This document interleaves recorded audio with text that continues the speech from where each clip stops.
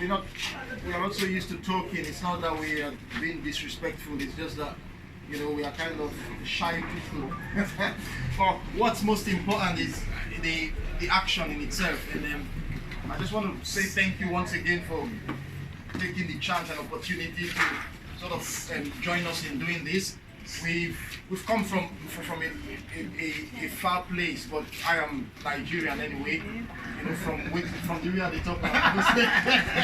But these are just my friends from Scotland, and they sort of share what we share. They believe in the fact that we all share the same humanity, irrespective of how many houses you've got, irrespective of how many degrees you've got, irrespective of how old you are, irrespective of what color of skin you've got, irrespective of your tribe.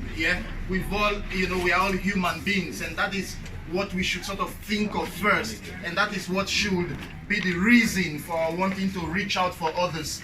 It's even if you have five houses, even if you have 20 cars, it's only one car you can be able to sort of occupy at a point in time. So no matter what it is, even if they rent anything sort of physical, you can be able to help people with. Even talking about it in itself is something that's positive. So it's just sort of encouraging people, and that's one of the reasons why we are going out today.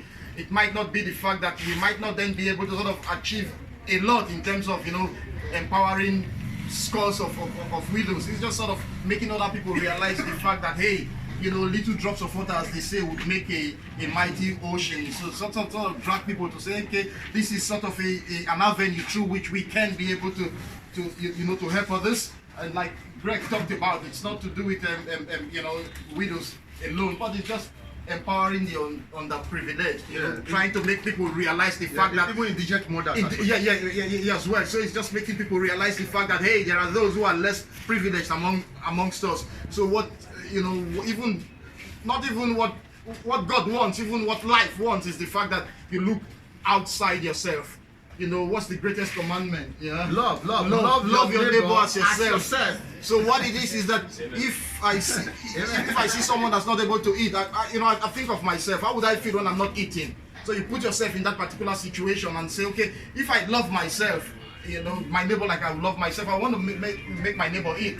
So if I've got, let's say, 100 naira, I want to spend 50 on myself and 50 on my neighbor. Even if 100 would make me very satisfied, I want to spend 50 so that I'm half satisfied, so that my neighbor will be half satisfied. It's just a mindset thing. So thank you very much. I've got Anna here who wants to say Anna, say something. Say something. Just say thank you.